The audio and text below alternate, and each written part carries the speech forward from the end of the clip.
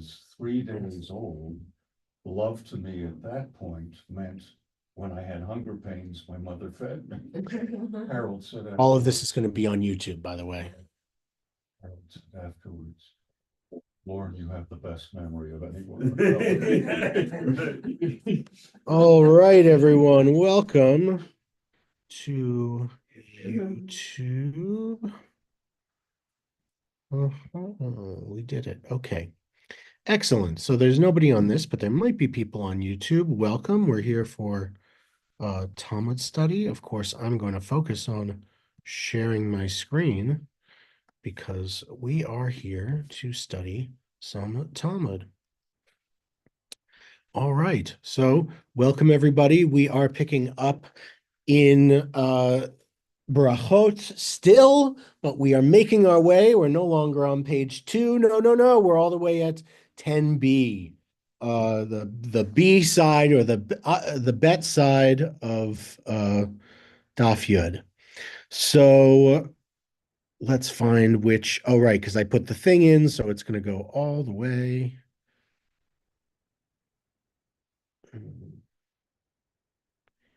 Trying to find where we left off.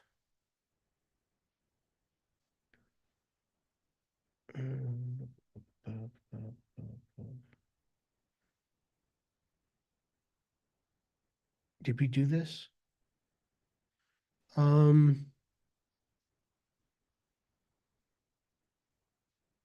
Okay, this is good. We will go here. And it gets us back to our favorite topic, the original topic, when we can say the Shema. So we learned in the Mishnah that Rabbi Yehoshua says, one may... Like you see the screen behind you. Oh, I did not see the screen behind me.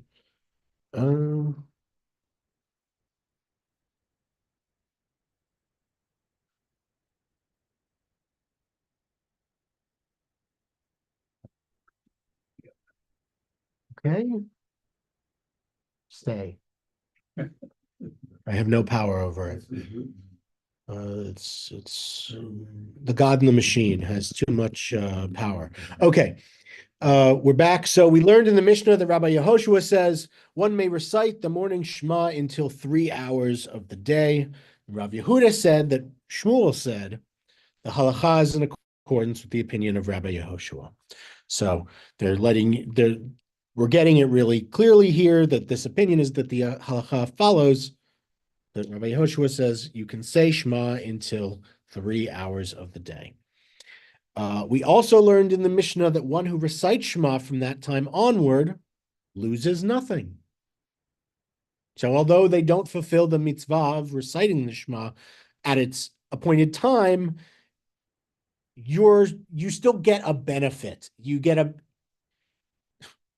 equal but not the same benefit, because we want to reward you for saying the Shema, right? We don't want you to be like, oh, well, if I'm the guy who, I work the graveyard shift and I wake up at noon and, and I miss the time to say the Shema, so I just won't say the Shema.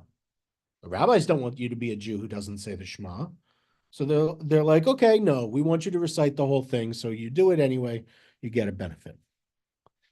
With regard to this ruling, Rav Chisda said that Mar Ukva said, this only applies provided one does not recite Yotzer Or, the prayer Yotzer or the rest of the blessings recited along with the Shema, as they pertain only to the fulfillment of the mitzvah of reciting of the morning Shema.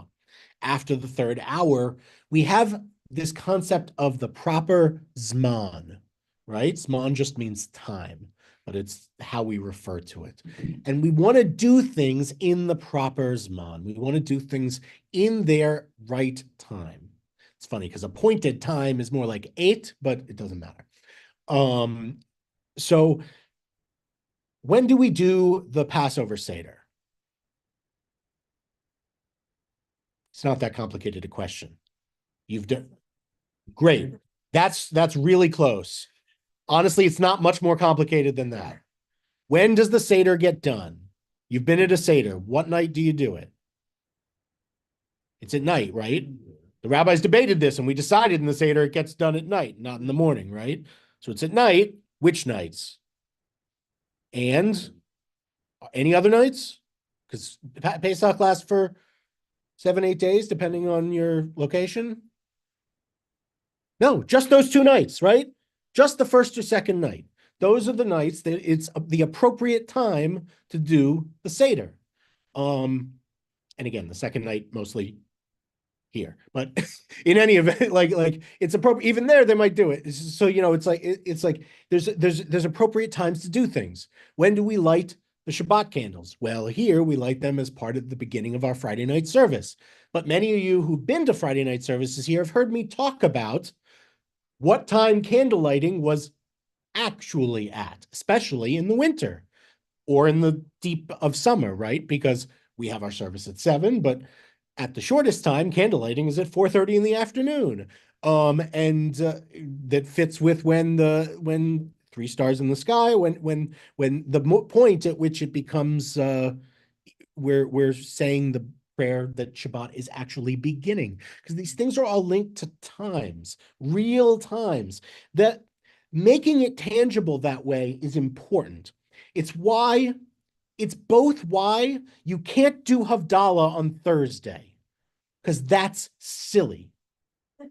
But you can do Havdalah a little bit later, a day or so after the end of Shabbat, because we still want you to do it. So there's a range. This time isn't usually, though sometimes it is, with Shabbat candle lighting, you have what, 18 minutes. It's not a big window. But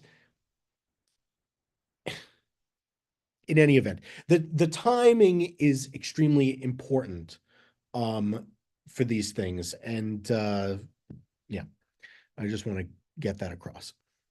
My understanding then correctly, that if I'm to do what the Talmud says, I'm supposed to say it, the Shema, between midnight and 3 a.m.? No. First 3 hours of the day is from rising, not Okay, from okay. not from midnight. Not from midnight. Right. Again, we got to get out of this Western, because really that would mean the first 3 hours of the day would mean, like, if you wanted to say day, it would actually be the night before, right? Because Yeah. we don't measure days by midnights. Although we can measure from midnight, like with David's when does he wake up to read Torah thing, but that's not our general standard of when a day begins. So we're either talking the evening, which is when a day turns over, hence what we said about Shabbat, or we're talking about you rise and then how many hours of the day are we talking? That would be something that would be more understandable to someone of the time. Anyway, I just on the time thing, I wanted to say, you can't be totally, I remembered what I wanted to say. You can't be totally disconnected from the important time, because doing something in the proper time makes it more tangible. It makes it a part of the lives we lead. It makes it a part of the world. It's not just a philosophical idea anymore. Shabbat becomes real because it exists in time. Heschel calls it a palace in time. But it's that because um just on learned people or the entire population? all Jews. This rule is for all Jews. All Jews should say that. But here's the thing. They're with things like this, they're trying to give you options so far as they can. Because again, if they're taking it seriously, the time as tangible, then it has to be serious. There have to be limits. It can't be unlimited. That's the only thing it can't be. And when it becomes unlimited, it loses its meaning. Hence why we see some of these problems, even in some of our own Jewish communities. If you do Havdalah on Thursday, then when was Shabbat? When was the holiness that you're separating between the mundane and the holy? If you're, it's like, so many things you can do to, if you do the Passover Seder in the winter, you could. I think, I don't know, it just, these things are built into time in a very specific way that makes them tangible. That. Can't get people to vote. How could you expect that people are all gonna pray at the same time? Well, first of all, when there was a lot less, when nobody had TikTok, there was a lot less to do. I'm sure you remember. And so it used to be more possible to get people to do something because like they didn't have as much to do. I mean, if you lived 2,700 years ago, it's a part of your culture. It's how you grew up. Your father woke up and said the Shema and said it with you before you went to sleep. And so you did it with your son. And that's it. It's not strange when it's culture, I know this is hard because it's Jewish culture, so it is our culture, but not all of us live in the milieu of Frumkeit and whatnot, right? We don't all live very observant and plugged into a certain kind of Jewish community life. And so if that's not what you did, that's perfectly all right. But when it's something that's normal to you, when it's part of your culture, it doesn't feel strange. It doesn't feel like a huge obligation. Once you've done it, because here's the thing, it sounds hard, right? It's like, it's not just saying the Shema. You got to say all of it from Baruch Hu and Yotzer Or all the way through Shema and V'ahavta and Emet V'emunah and Michamocha and all the prayers of the Shema in the morning, all the Shema Uvirchotecha, as we call it, the Shema and its blessings and her blessings. And so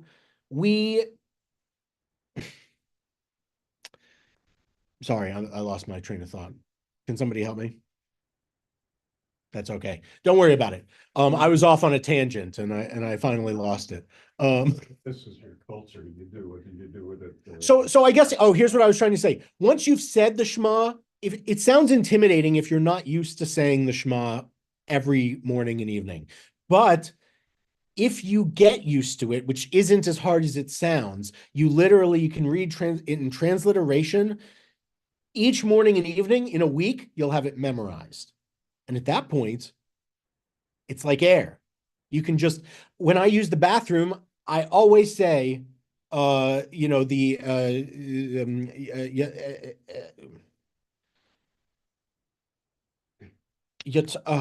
Asher Yatzar, sorry. Oh, I kept wanting to say Yatzar Adam, and that's not what it's called. Asher Yatzar, which is our prayer over bodily functions, which is one of the first prayers we say in the morning, but also something I trained myself to learn by saying every time I use the bathroom. But now it's like air because I know it lives in my brain. And so once these things live in your brain, which especially if you learn them from childhood, they do, it's not strange. This is not a heavy lift, is what I'm saying. It sounds like a heavy lift, but it's not. It doesn't have to be. You feel better about yourself when you help somebody who's poor, who's Sure. Is this meant for us to feel better about ourselves by saying No. No, I think this is meant for us to center ourselves in the world, right? This reminds us of our obligations and our worldview, essentially. What am I always saying at Friday night services? I say it so that eventually people are like, oh, he says it every week, but I say it because it'll stick in your brain. What do I say about the Shema? Watchword of our faith. We say it. If you say it and say it and say it, it's what lives in your brain. It's what lives in your soul. The point, you're programming yourself, essentially, if you were a robot. We want you to, you're stating your values and your worldview when you wake up and when you go to sleep. And that's a significant thing for a community to choose to do and for each individual in a community to do. You're not doing it to feel better about yourself, although maybe you will. I don't know. You're doing it because it's a statement of, I don't know. I mean, it's like what they used to, I don't know. What did they used to play on TV when TV used to turn off at night? I mean, God Bless America or something. I don't know. It's like, it's why would they do that? That's a really silly thing to play at 11 o'clock at night, right? Unless you're doing it because you want it to be a statement of values or something. I mean, or they play taps or something. I mean, it's like, why would they do that? Except you're making us, we're doing this all the time in society. We're human beings. We create culture and society by meaningless gestures being given meaning. And we can't just choose. I don't think it's fair to choose and say religious gestures are meaningless and silly. Not that nobody here is doing, but some people do this, and I'm pushing back against that. I don't think it's fair when people say, religious gestures are meaningless, but coloring your face for the football game, that's a sacred family tradition. And it's like, I don't disagree. It can be. Let it be. I'm fine with that if that's your family. I don't want it ever to be my family, but if that's your family, like I'd rather our sacred traditions be Jewish and not football. I love football, but come on. But like if it's your family, fine. That's your choice, and you get to set the culture for your family. But Jews generally want this to be how we're setting ourselves up. Maybe transaction, because I'm trying to understand the value. Oh, the value is in being in community with everyone else who's doing this.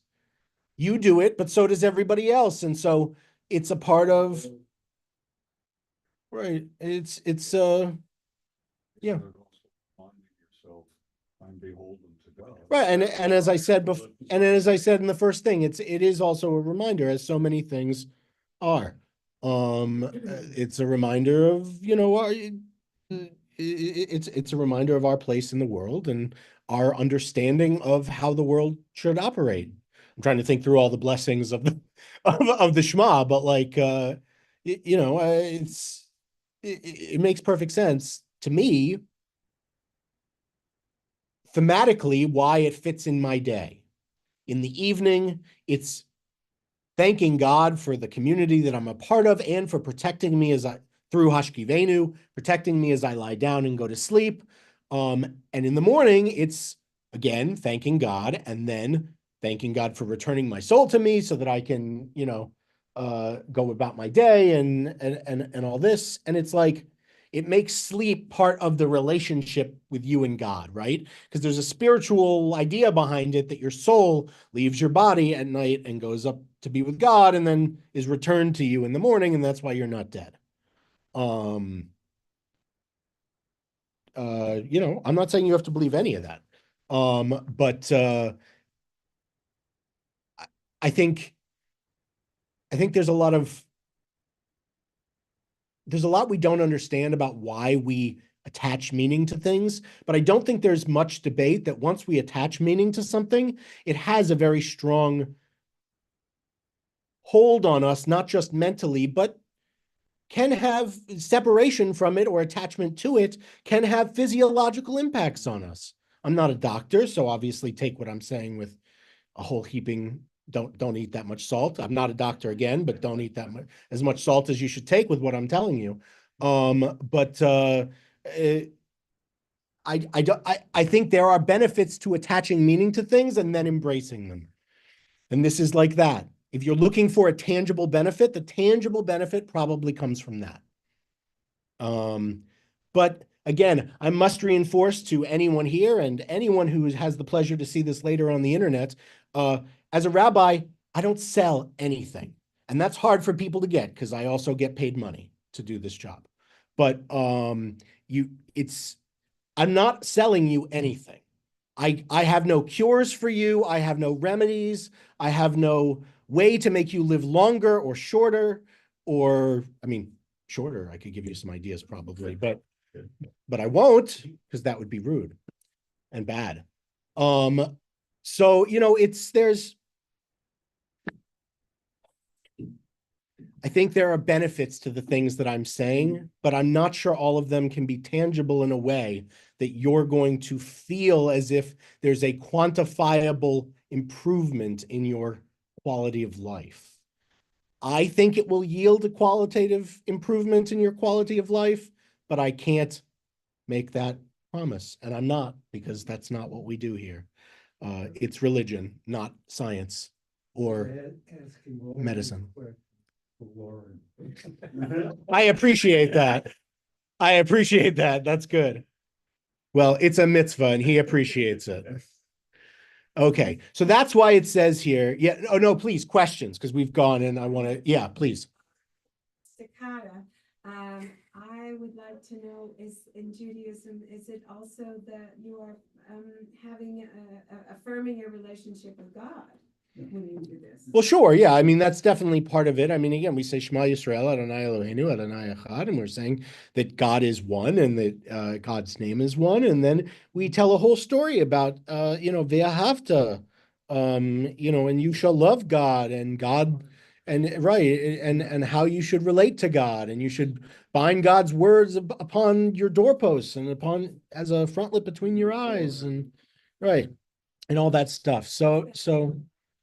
It could be, but again, it's one of those things where it's like we attach meaning to it, and then embracing the meaning attached thing can sometimes give us benefit. But I, it's one of those things where I think there's benefit, but Judaism also doesn't tell you to do it for its benefit. You're just supposed to do it. The benefit is that you did it, and that's good. We don't know exactly what form of benefit that takes, but we know that doing it is good.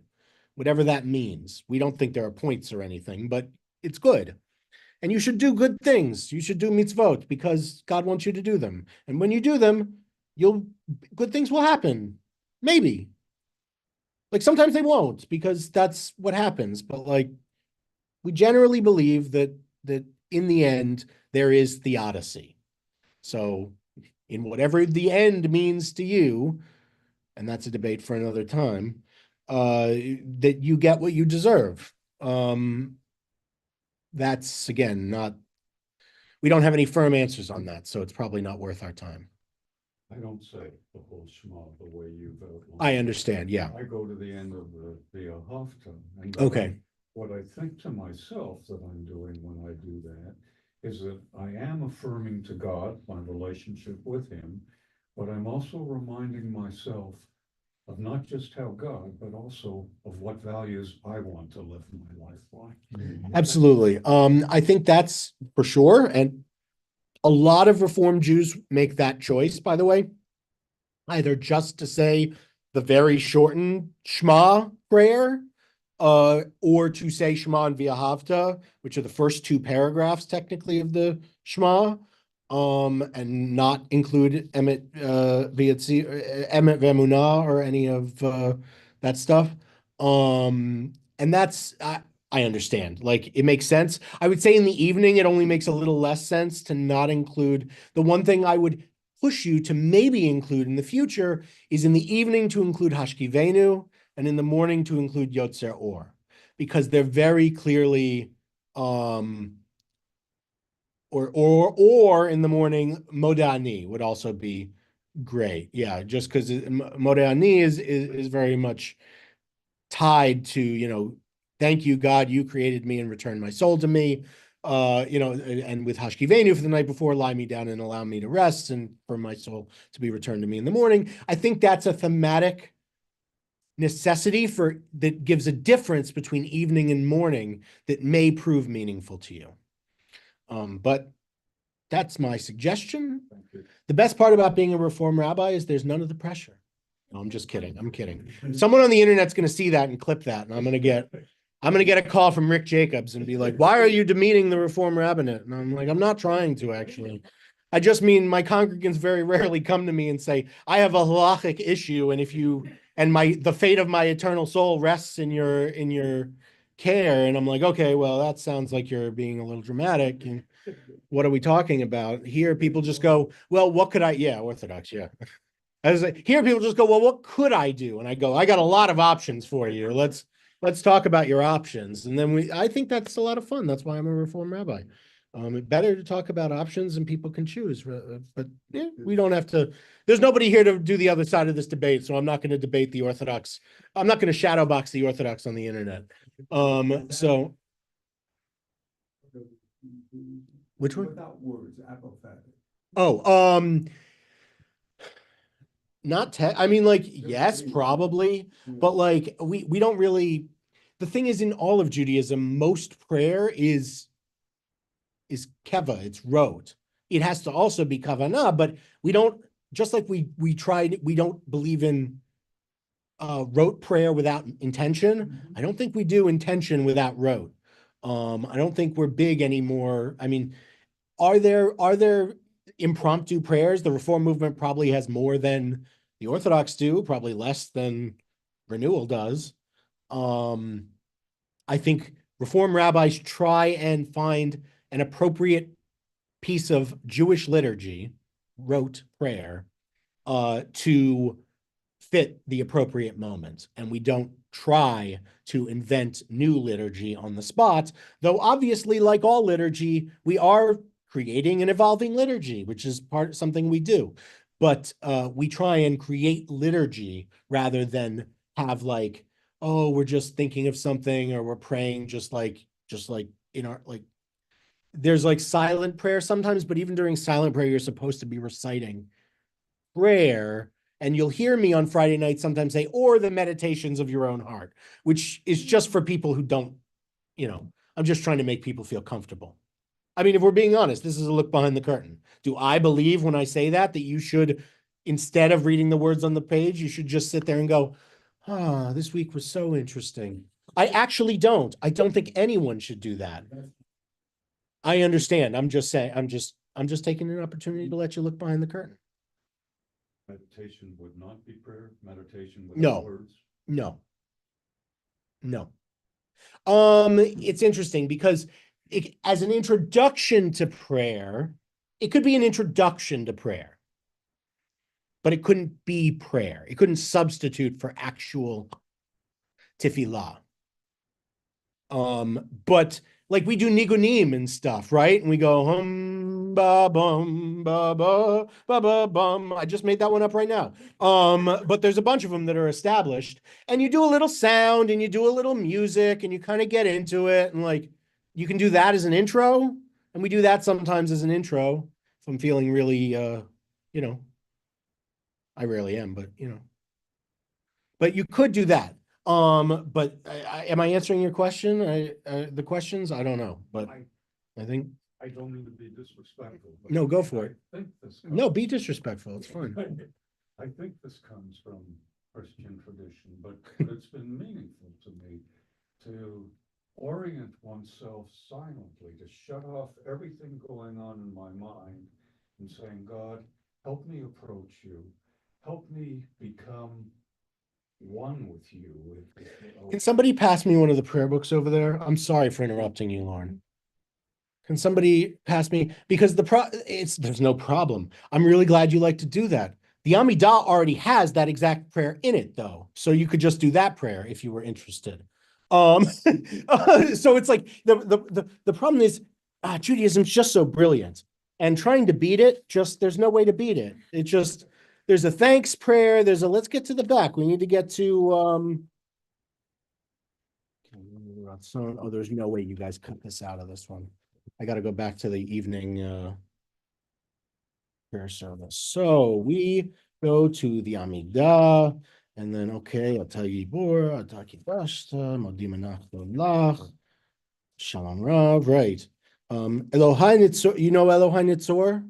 It's right before you do Yehilu Ratzon, towards the end of the Amidah.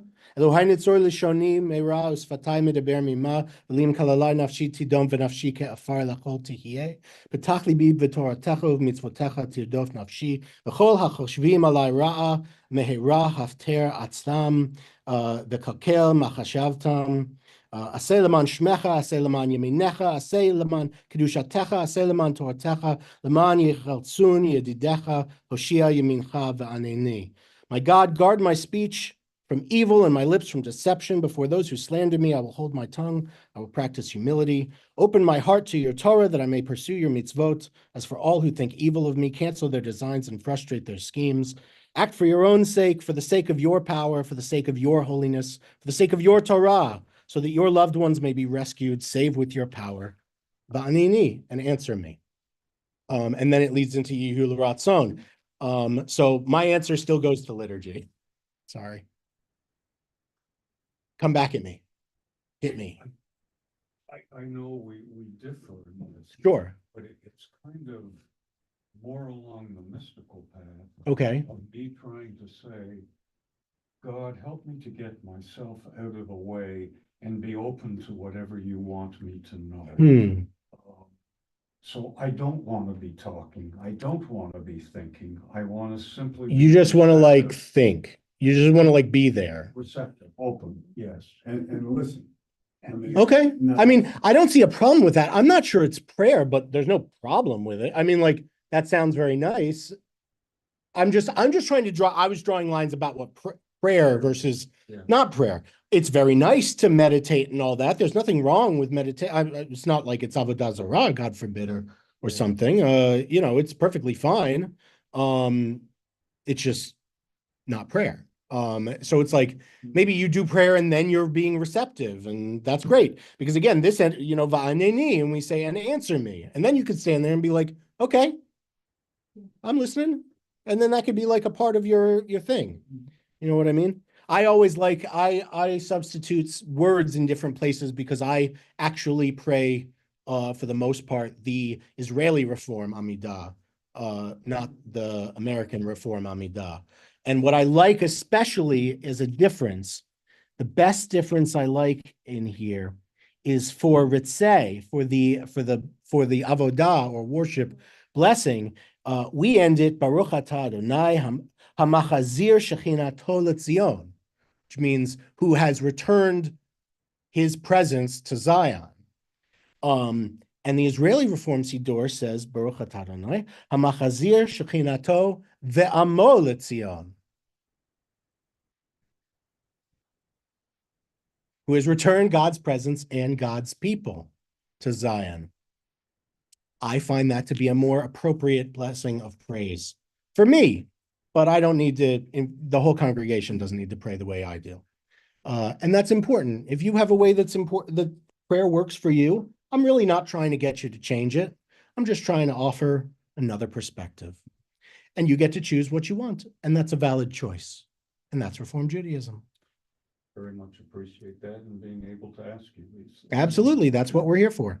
We push. We can't really get an idea to its to be, you got to develop the gluten of the idea, right? You got to really, I'm sorry, it's like rolling out some dough. I'm not a baker. I don't really know, but I'm kind of trying, like, you know how you like work something to develop more, I don't know, something in it?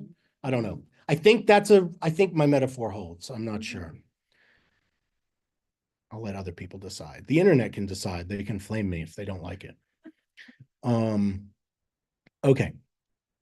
Where are we? Okay. We got one block in. Okay. May TV. We have an objection, and it's going to come from a baraita, as it so often does. This will be one of those very convenient baraitot, or pieces of external rabbinic material writing that they're going to, or speaking that they're going to bring in to make their argument. And you're not going to be able to find it anywhere else. And maybe it's in the Tosefta or something, but like, you know, most of the time it's just they're pulling it in. We just take their word for it. So the Gemara raises an objection to Rav Chista's statement from a baraita. One who recites Shema from that time onward loses nothing and is considered like one who reads Torah. But he recites 2 blessings beforehand and 1 blessing thereafter. This directly contradicts Rav Chista's statement. And the Gemara notes, indeed, the refutation of the statement of Rav Chista is a conclusive refutation, and Rav Chista's opinion is rejected in favor of that of the Baraita.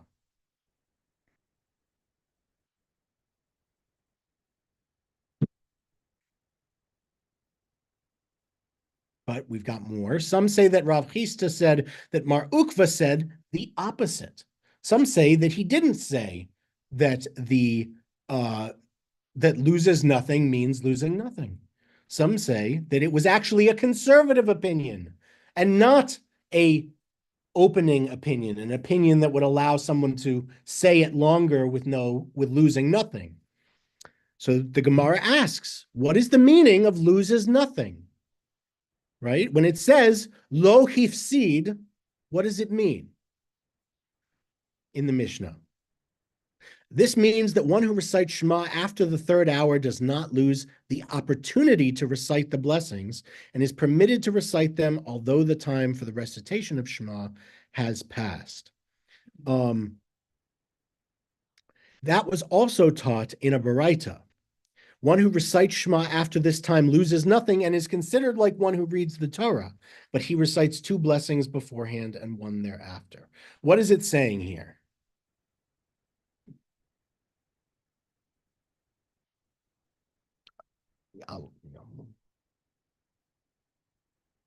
Remember, up here, what did Rav Chisda say?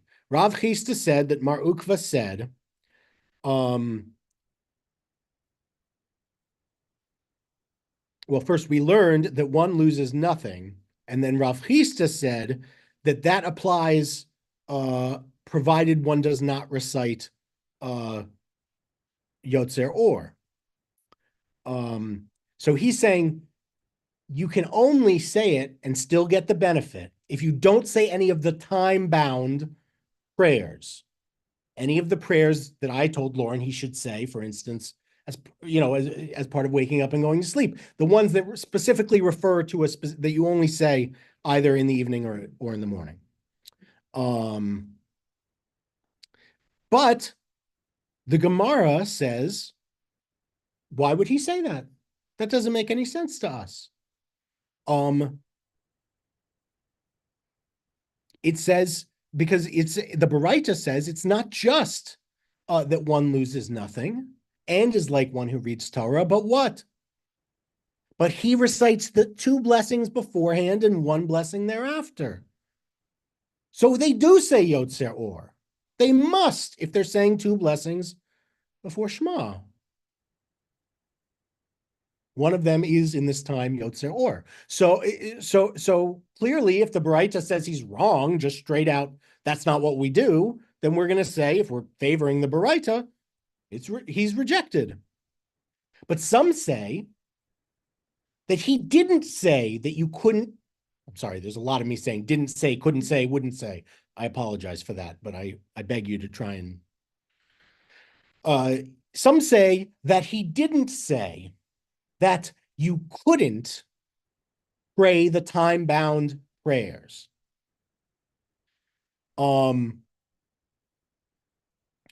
Because the Mishnah says one doesn't lose the opportunity to recite the blessings.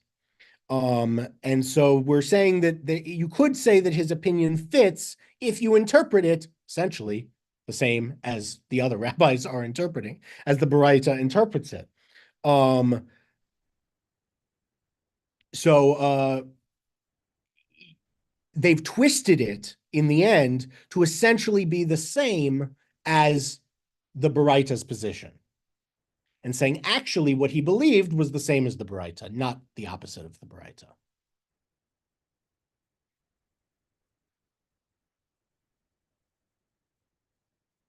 So now we have agreement, which is what's most important. Now Rav Chisda and Mar Ukva, I guess, and the Mishnah and the Baraita all agree. You can say the Shema and still get benefit, including the whole Shema, even after the first 3 hours of the day, because you're still required to say it, and we still want to give you the benefit. And we just set up that thing so we could knock it down. Because we don't want people to think that, because people might say that. Why wouldn't they say that? It makes sense. Don't say things for a certain time when you're out of that time, except they're saying here, this is a specific rule, and so it has to apply for all instances of saying the Shema. We don't want to make it too complicated, right? People, as I said before, people will get used to saying it in a certain way. They'll get used to it. So let them just do that. Don't make it harder. What they've essentially done is said, okay, whenever you wake up, whenever you decide to say it in this first part of the day, it's not the same. You should do it in its proper time. This is the other thing I sometimes say, like, oh, they're saying you can. And people are like, oh, great, they've made the window really wide. And it's like, that's not really what they mean. That you should do it in its proper time. But if you don't, if you happen to accidentally not, you're fine. If you plan to be like, oh, that's great, the rabbi said I can wait till 3 o'clock, I'll just wait till 3 o'clock. That's no. If you're intentionally messing it up, then the rabbis would not agree that you get the same benefit. This is for people who are like, oops, I overslept or whatever, and the day is going and I didn't say Shema, who genuinely in their heart want to say Shema. And the rabbis want those people who want to say Shema in their heart at the right time, but fail to get benefit. They do not want to benefit people who want to say Shema, but want to do it at the wrong time.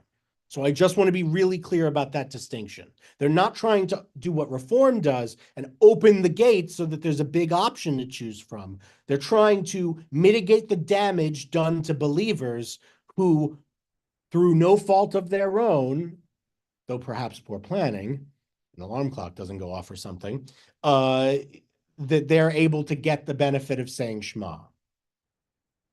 Just want to be very clear on that difference because it's super different. And sometimes people are just like, oh no, the rabbis are really Reform.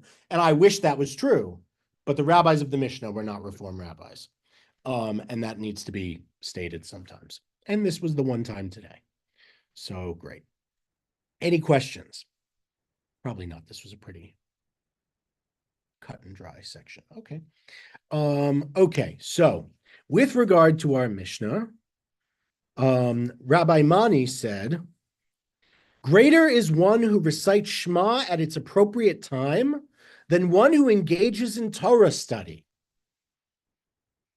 What do we think about that? Before we get into proofs, and that's a big statement Rabbi Mani is making, because what do we know about Torah study from the rabbis? It's even more important than prayer. And oh man, this is so great. I should just have the prayer book open to me every, my favorite, Elu Devarim Shein Lahem Shihor, Elu Devarim Shein Lahem Shihor, Elu Devarim Shein Lahem Shihor. I'm sorry, I can't sing. I want to click that. Somebody would lead you to do everything you're supposed to. There we go. I'm trying to find the actual thing here, and I'm not getting to it. I think I probably messed it up. It's probably.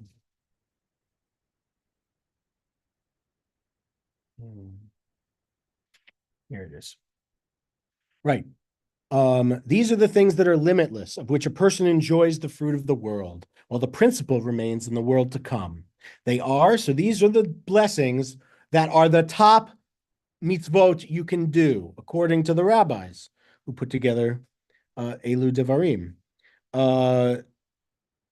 They are honoring one's father and mother, engaging in deeds of compassion, arriving early for study, morning and evening, dealing graciously with guests, visiting the sick, providing for the wedding couple, accompanying the dead for burial, being devoted in prayer, and making peace among people.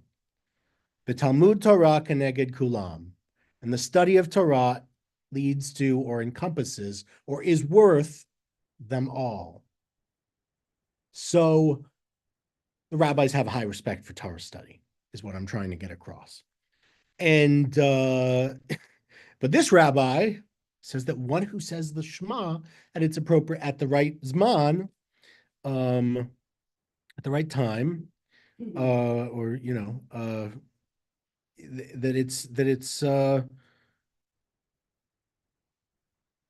greater, even greater, gadol, hakore kriyat shma, the onata, because this is Aramaic. I guess it's Aramaic, so onata is time in this case, or the time. But in any event, okay. So they rank importance for motivational reasons. What do you mean motivational?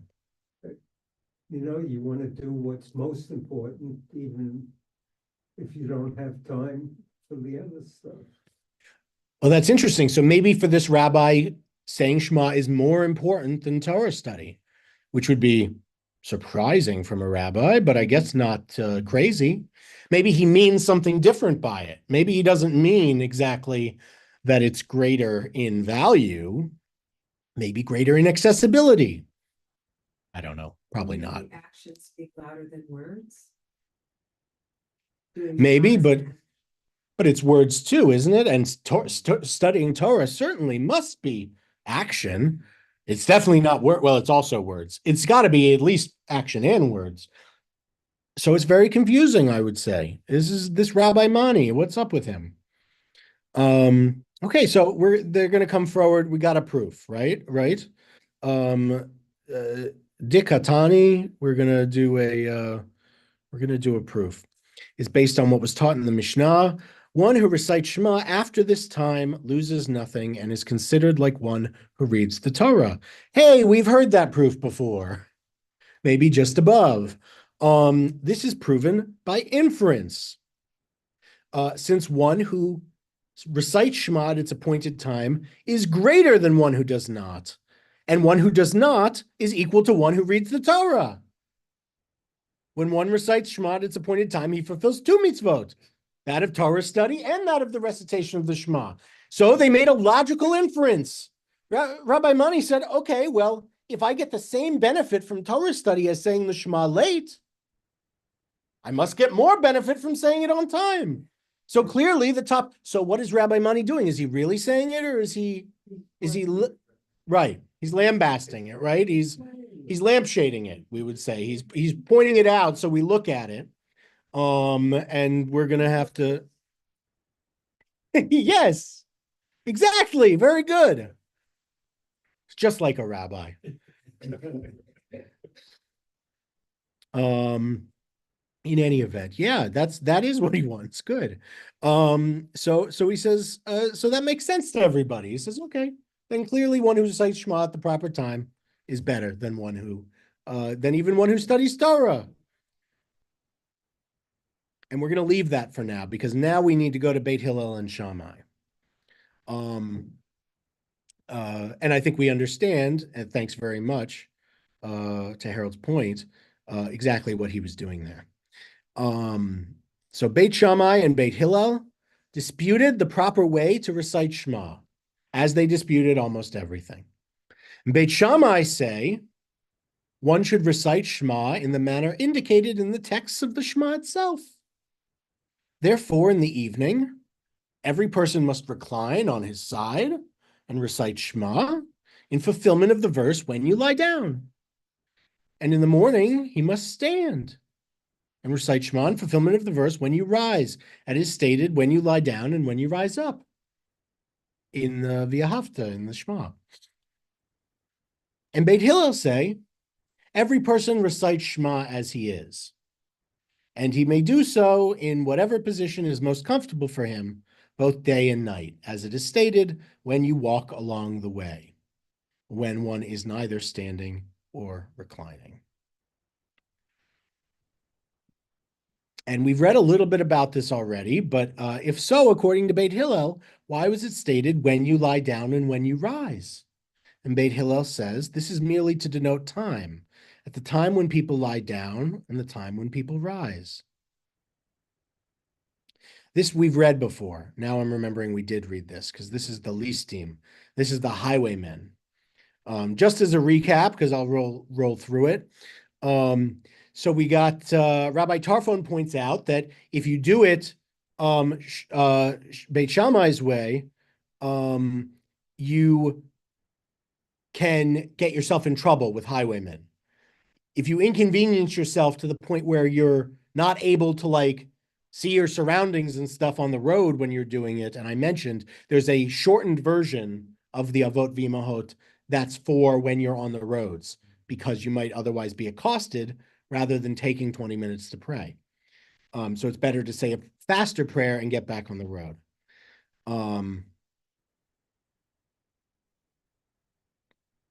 And now I'm going to go down through this because we did this. Remember this part, everyone. One who marries a widow should be exempt too, because why? Because if you get married, you're exempted from saying Shema for a short period of time, so that you can focus all of your energy on married life. Yeah. So, and they say it should apply to a widow too. Rabbis say not so much.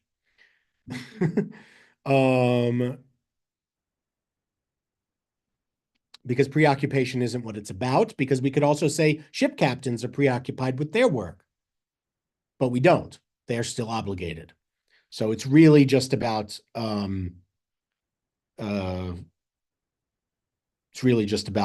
the child making process. So anyone who gets married should be exempt for a certain period of time. We're still sitting, we're still reclining, we're still um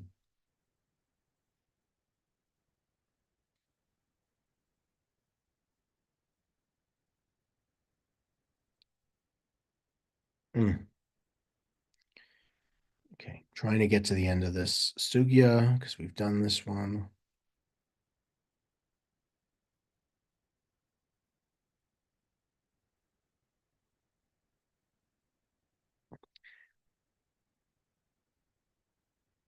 This is fun. We'll do this because we haven't done this. So this is the last one we'll do. So Rav Yosef says, one who acts in accordance with the opinion of Beit Shammai has done nothing. In other words, they haven't said the Shema properly. Remember, what did Beit Shammai say? You have to lie down in the evening to say it. You have to stand up in the morning to say it. So one who does it according to the opinion of Beit Shammai has not done it. Why? Because the halacha follows Beit Hillel. And the rabbis want you to follow the halacha.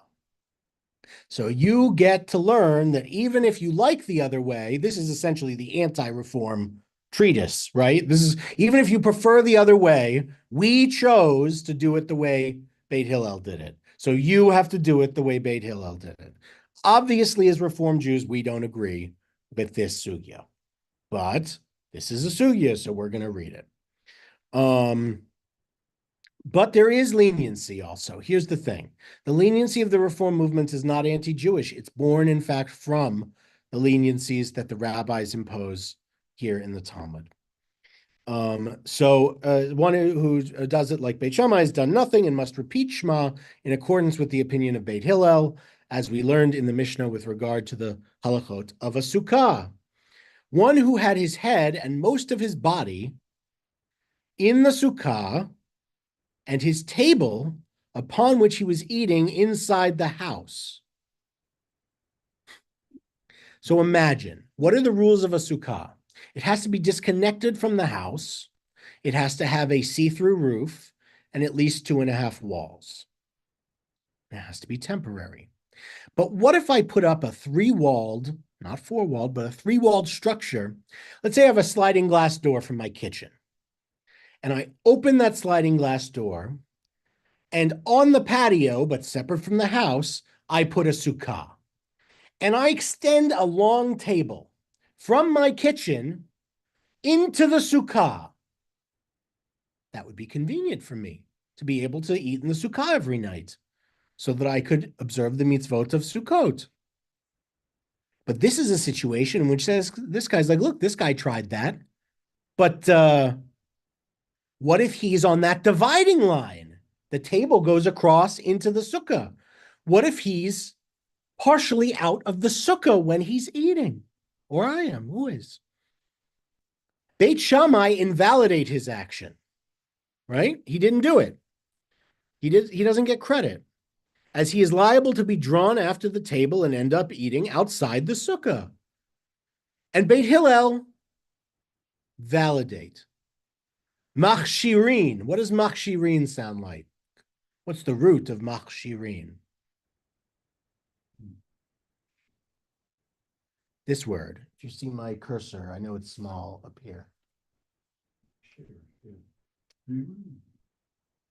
This word. Validate or invalidate? What are they doing? They're koshering, right? Kasher, kosher, same root. Machshirin. They're putting the stamp on. They're saying this is, they're validating or invalidating, right? So invalidate and validate is such a weird word. Take it as Beit Shammai says, not kosher. Not kosher to eat half outside the sukkah. The commandment is to eat inside the sukkah. Beit Hillel says, kosher. His head and most of his body are in there. He's trying very hard to fulfill it. Obviously, this means there's a lot of guests, there's a lot of people. He's trying and he's mostly in there. We give him credit. He ate in the sukkah. Good job. You did it. Beit Hillel say kosher. It's fine. Beit Shammai say not kosher. He didn't eat in the sukkah. Beit Hillel said to Beit Shammai as a proof, there was an incident where the elders of Beit Shammai and the elders of Beit Hillel went on Sukkot to visit Rabbi Yochanan ben HaChoranit. They found him with his head and most of his body in the sukkah and his table inside the house. And they said nothing to him. In other words, even Beit Shammai did not object. Beit Shammai said to them, so Beit Hillel just says to them, look, there's a story of this time. Both of our leaders went to go be with this other rabbi for Sukkot, and he was like this, and they didn't object. They didn't say they should offer rebuke, right? Especially Beit Shammai. They should offer rebuke and say, hey, you're doing it wrong. But they didn't do that.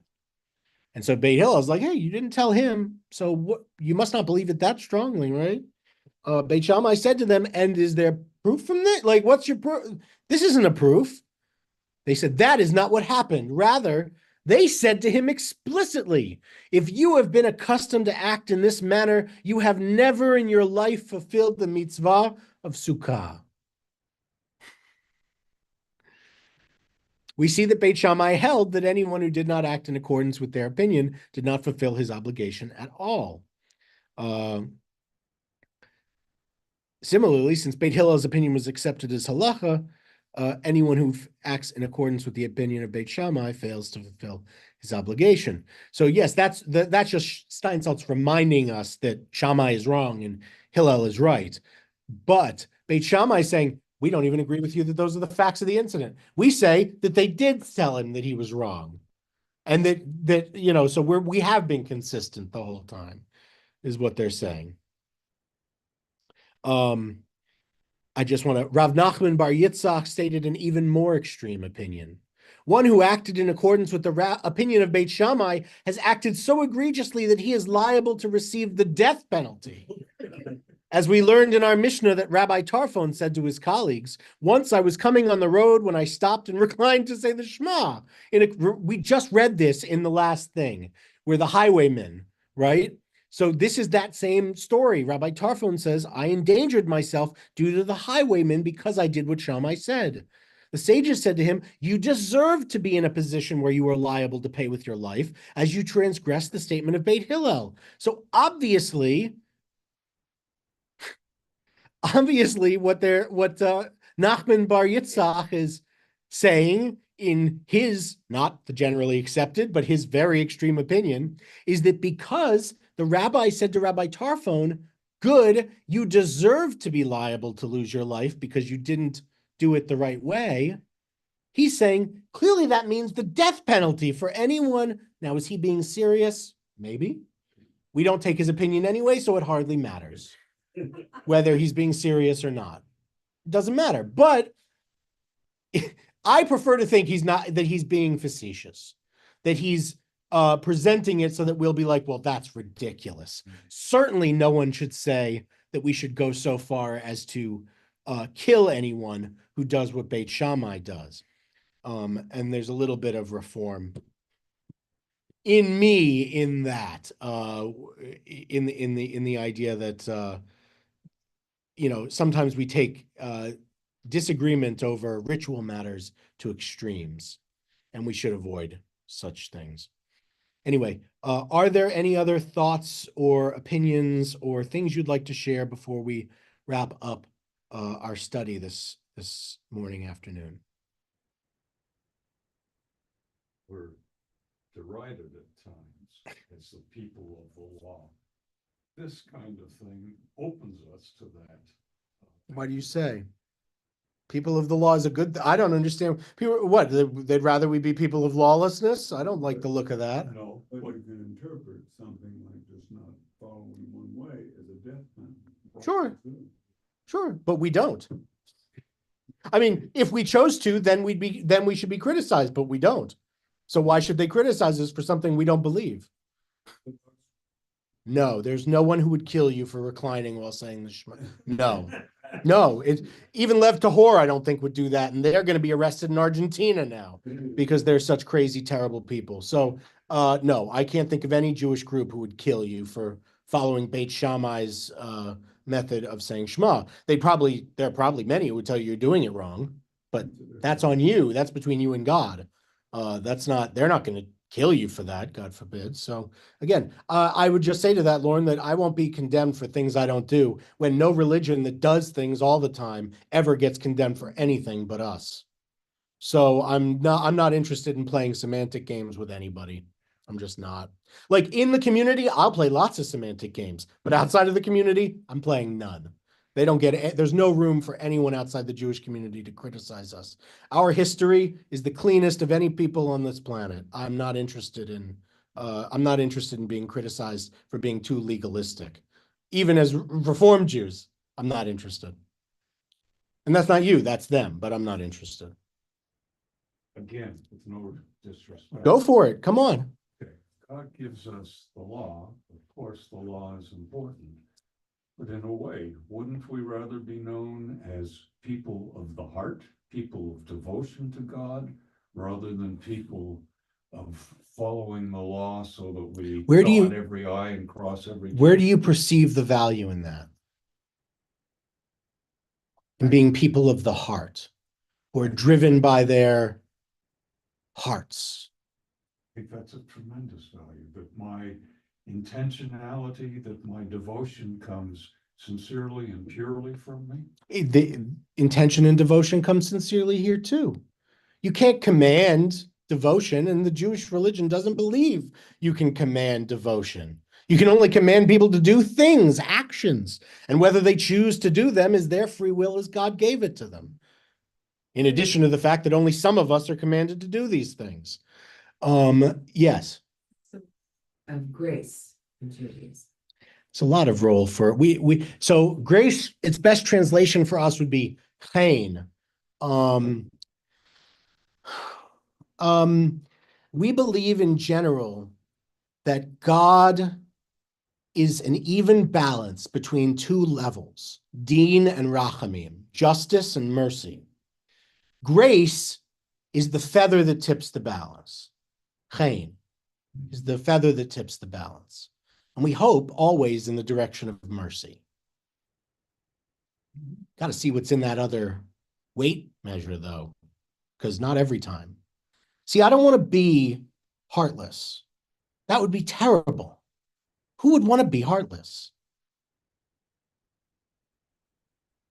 And if I had to choose mostly brain, mostly rules, mostly a code, mostly a set of intentions, if not a literal halachic database, or allow individuals to be motivated by their hearts and the intention, and the motivations of their hearts. I don't trust people enough for that. I want the first one every time, 1,000,000,000 times out of 1,000,000,000. And the second one, I don't even trust people who want it that much, if we're being honest. And the internet, I wish I wasn't on it anymore because I just said that. But I don't want people who are only motivated by their hearts or even mostly motivated by their hearts, because the hearts of men are fickle and weak, and I don't trust them as far as I can throw them. And the men, not hearts. So human beings, we need these. We need these structures. They're helping us become better. I believe that. We are better than we used to be. We can be better than we are now. We can't do that by allowing our own hearts to motivate us, because that assumes that we're going to know right from wrong. And I have no faith in human beings without guidance to know right from wrong. Absolutely none. I don't want to be people of the heart only. That sounds like a terrible thing to be. I want to be people who have a heart, but who have also rules and structures and ethics, and philosophical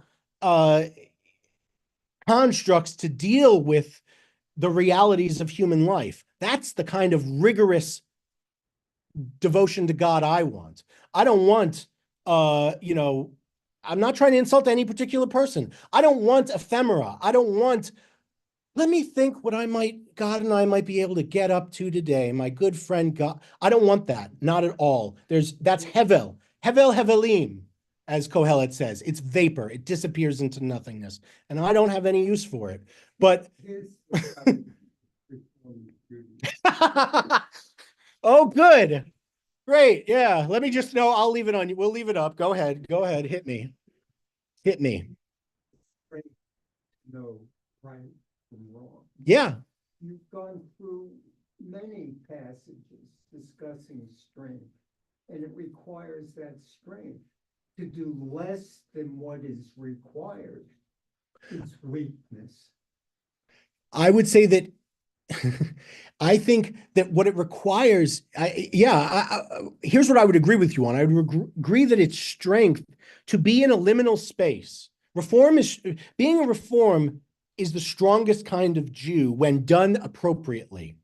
Because, as the founders of Reform pointed out, you should master our material. You should master our faith to make the kinds of informed decisions that you get to make as a modern person. And you have to have the strength to live in that liminal space where sometimes you're doing things that you have reasoned and you followed the text and you believe what you're doing is something that God approves of, but might differ from traditional halacha. That takes strength. Doing what's less than required, who's requiring it? Because if I'm required by God, then I'm required. If I'm required by a Jew from 200 years ago who wore a big furry hat, who tells me what the Shulchan Aruch says I have to say, based on what someone else said I have to say, based on what they heard that I had to say, I'm not interested in that either. Just not. I'm interested in it philosophically. Oh, that's a good one. I'm interested in it philosophically. I'm not interested in it as a hard and fast rule. Who told me I had to? If God told me I had to, then I have to. If Moses told me I have to, I kind of still think I have to. If Rabbi Yehoshua from 2,000 years told me I had to, I'll consider it. If Rabbi Shmuley from 50 years ago told me to, he can go walk off. I don't care. He can walk off, take a long walk off a short pier for all I care. It's not my business. But I don't care what he said, unless it's smart, in which case I might consider it. But just because it's what halacha says, that holds no weight with me. That holds no weight with me. It holds referential weight with me, I should say, not no weight. It holds referential weight with me. But it doesn't hold ultimate weight with me because I'm a man, I'm a Jew with a brain. God gave me reason, and I can read texts, and I don't need to just obey what's been told. But I also can't stray. I can't read it and say it says something it doesn't. That would also be wrong. I can't read it and say, obviously it says the Jewish people should pursue tzedek tirdof. The Jewish people should pursue justice so they can long endure in the land they're living in. In the land of Israel. Obviously, this means the Jews have no connection to the land of Israel. No, wait, that doesn't make any sense. That, I can't make stuff up. I can't delete stuff I don't like. I can contextualize things. I can interpret things. That's what we've been doing for thousands of years. But I have no power to change things or to eliminate things or to add things. That would not be Jewish. And we don't do that, for the record. Anyone on the internet, we don't do that. You can talk to the others, the people to the left of us. Make them your problem. Stop bothering me. Okay. Thank you, everyone on the internet. We appreciate you. Bye.